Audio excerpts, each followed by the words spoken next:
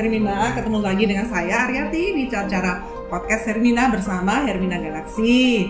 Kebetulan kali ini karena banyak pertanyaan yang masuk di email kami tentang demam berdarah dengue pada anak, saya undang nih beliau yang paling cantik nih, Dokter Dara Indira Daniati, spesialis anak. Ya dok ya. Sorry, dokter. Oke, saya minta tolong kepada dokter untuk menjawab pertanyaan-pertanyaan dari sahabat Hermina yang masuk di email kami. Boleh dok. Untuk mempersingkat waktu mungkin langsung aja ya sahabat Hermina. Oke, yang pertama nih dok, banyak nih demam. Ini demam berdarah bukan sih, nah ciri demam berdarah pada anak. Baik, terima kasih dokter kesempatannya. Jadi ciri demam berdarah pada anak tuh sebenarnya mirip-mirip sama demam berdarah dewasa ya dok. Pokoknya dia anak demam mendadak tinggi, tiba-tiba langsung naik sampai 39 derajat dok biasanya. Terus juga ada gejala mual, muntah, sakit perut. Terus juga biasanya ototnya pegel-pegel. Atau kalau misalkan pada anak yang lebih besar, mereka udah bisa bilang keluhannya apa. Mereka bisa bilang tuh misalkan mataku sakit di belakang gitu dok. Sampai gitu mata sih. sakit mas. Iya. Oke, Kok anaknya lebih besar ya dok. Di belakang mata Gitu. sakit gitu Iya. ya. Terus begitu sih dok, kurang lebih selama 3 hari pertama demamnya mendadak tinggi gitu dok, langsung tinggi, jadi naik 39 derajat. Oke, 3 hari pertama mendadak Mendadak tinggi, tinggi. ada mual, ada muntah, apa tadi? Mata sakit, ya mata dok belakang. ya. Badannya pegel-pegel, Pegel-pegel, ototnya sakit-sakit. Iya, gitu. tuh sahabat Hermina, diperhatikan anak-anaknya ya sayang ya. Oke, yang nomor 2 boleh dokter ya? Boleh dok. Nah, tadi kan ciri-ciri tadi udah ternyata ada nih pada anak kita nih. Nah, apa yang harus pertolongan pertama lakukan moms and dad di rumah terhadap si anak-anak itu? Kalau untuk moms and dad di rumah mendapati anak-anaknya demam mendadak tinggi ya dok, pertolongan pertama bisa diberikan paracetamol dulu dok, obat-obatan untuk menurunkan demam. Itu dosisnya bisa 10-15 ml per kilo dok untuk diberikan. Dan kemudian juga setelah obat demam diberikan, jangan lupa diberikan cairan yang cukup dok. Jadi cairan yang cukup, jangan sampai anaknya kekurangan cairan begitu dok, sampai nanti anak dibawa periksa ke dokter atau ke layanan kesehatan terdekat dok begitu. Intinya sih Cairan, paracetamol dulu mas, obat dulu. Baru cairan. Berapa banyak cairan yang harus diberikan? Betul. Ya, Betul. berapa banyak? Untuk berapa banyaknya moms and dad sebenarnya kebutuhan cairan anak-anak tuh kan berbeda-beda ya dok, berdasarkan berat badan. Cuma mungkin untuk gampangnya nih, misalkan anaknya 10 kilo beratnya, itu kurang lebih 1000 cc cairan dia masih dapat. Terus misalkan anaknya beratnya 20 kilo, itu kurang lebih 1,5 liter sehari cairannya dok gitu. Tapi kalau misalkan anaknya lebih berat dari 20 kilo, itu berarti bisa sampai 2 liter sehari. Tapi misalkan nih moms and dad bingung gimana ya cairannya udah cukup atau belum di rumah, mungkin bisa dilihat dari pipisnya, jumlah pipisnya dok di rumah. Warnanya ya dokter ya. Warnanya tuh kuning pekat atau kuning jernih gitu. Terus frekuensi pipisnya seberapa sering, terus volume pipisnya banyak atau sedikit begitu dok. Paling gampang sih dok untuk melihat gitu ya. kecukupan cairannya anak gitu dok. Oke. Cairan apa sih? Apakah minum air soda? Teh soda kan? Atau apa? Ada Mas Rozi. Kebetulan nih, Moms and Dad ada yang ahli cairan nih. Kita tanyakan ke Mas Rozi ya Mas ya. Boleh. Nah biasanya kalau untuk demam sih kita lebih rekomendasiin ke minuman yang mengandung ion atau minuman yang isotonis. Kenapa sih? Karena kalau kita kehilangan cairan dalam tubuh kita kan kita keluar dari keringat. Nah keringat kita kan nggak cuma ada rasanya nih, iya. Dan kandungan di dalam tubuh kita itu nggak cuma air aja, tapi ada ionnya seperti itu. Kita bisa mengkonsumsi minuman yang mengandung ion dan isotonis. Seperti itu ya? Iya. Seberapa banyak apa sesuai dengan yang dokter Dara ini? Jadi kalau 10 kilo harus 1 liter, 20 kilo harus 1,5 liter. Oke, nah itu bisa balik lagi sesuai dengan kebutuhan si anak. Kalau anaknya ini waktu sakitnya itu rewel banget atau dia aktif banget ya, jadi kebutuhan cairannya itu lebih banyak gitu. Bisa tadi 1.500 sampai 2.000 ml seperti itu ya. Jadi bisa disesuaikan aja dengan kebutuhan si anaknya. Balik lagi dilihat lagi pipisnya, warna pipisnya seperti itu sih.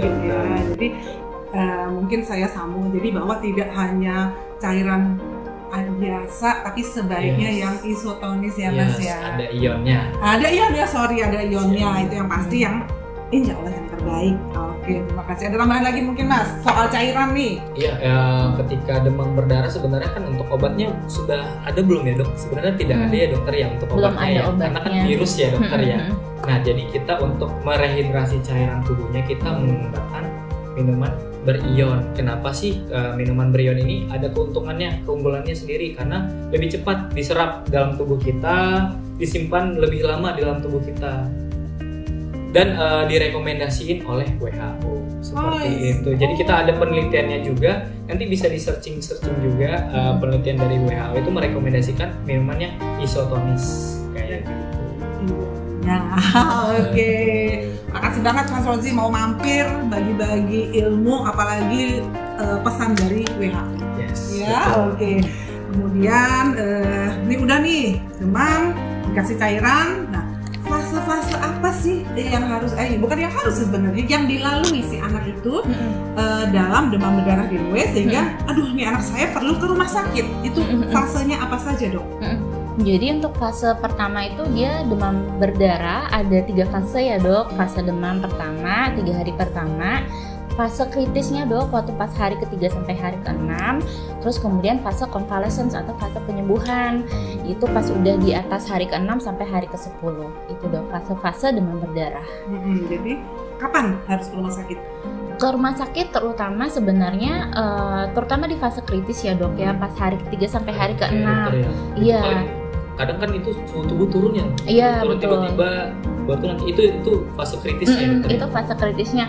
Atau misalkan anak-anak tuh ada warning signs-nya dok. Misalkan mereka mual, muntah, sakit perut hebat, terus sampai nggak bisa makan, nggak bisa minum, terus bahkan udah sampai tanda-tanda kekurangan cairan banget dok. Misalkan tangan sama kakinya dingin, pipisnya sedikit, nah itu masih cepet-cepet tuh orang tua bawa ke rumah sakit untuk mendapatkan pertolongan dok. Oke, jadi harus cepet-cepet ke rumah sakit. Hermina Galaxy, sahabat Hermina jangan lupa. Oke, kayaknya ada yang mau nanya nggak nih? Kalau nggak saya tutup nih, udah 10 menit. Oke, Mbak Mila, silakan.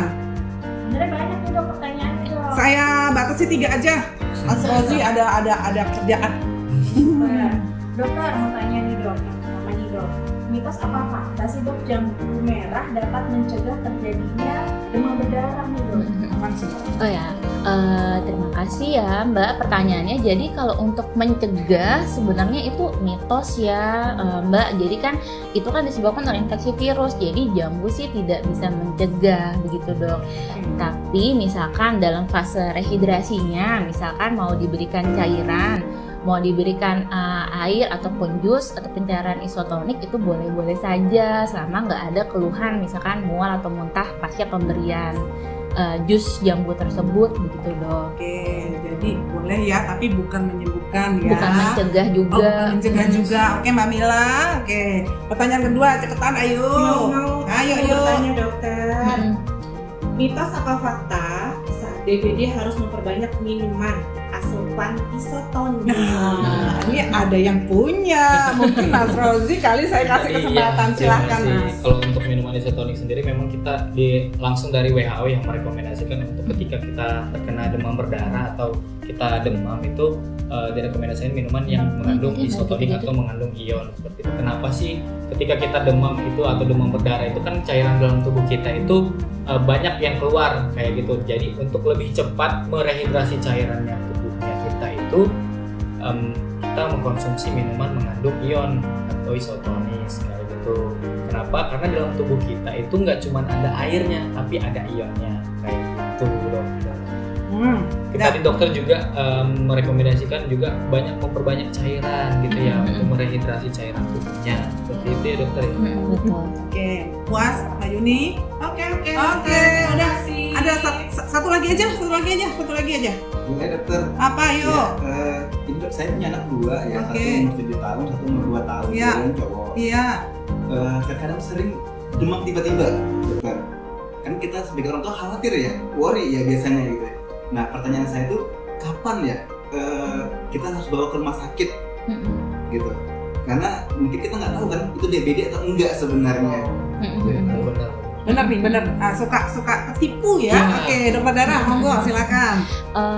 Kapan bisa dibawa ke rumah sakit misalkan ya dok, tadi kan demam mendadak. Sebenarnya kalau pertama kayak demam lebih sampai 40 itu sebenarnya orang tua kalau worry boleh banget bawa ke IGD atau ketemu dokter untuk memberikan pertolongan tercepat karena kan demamnya tinggi banget.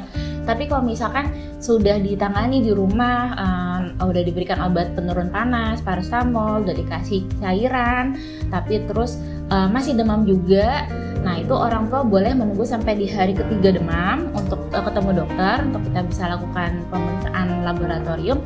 Atau misalkan anaknya tadi dok ada yang warning signs itu, dia misalkan mual muntah sampai nggak bisa makan, terus dehidrasi, terus udah mulai sakit perut hebat, atau misalkan udah ada perdarahan ya dok, kan demam berdarah yang kita takut berdarah ya dok. Iya, jadi misalkan dia udah ada mimisan, gusi berdarah, atau misalkan tangan kakinya dingin, nah itu langsung cepet-cepet aja bawa ke dokter, bawa ke rumah sakit. Kasih Dokter Dara. Sama-sama, Dok. Mas Rozi mau nemenin saya ngobrol. Aman, dokter. Sayangnya saya dibatasi nih sampai terminal Padahal 10 menit. Mau banyak tanya lagi nih dokter ya, Iya, kayak kalau DBD ya. Nah, kalau mau tanya soal DBD, Mana dokter nih kita nih? ke Dokter Dara di Rumah Sakit Hermina. Boleh dong. Jangan lupa ya. Oke, sepertinya cukup sekian dulu. Tetap jaga kesehatan bersama Hermina Galaxy dan tenang di Hermina.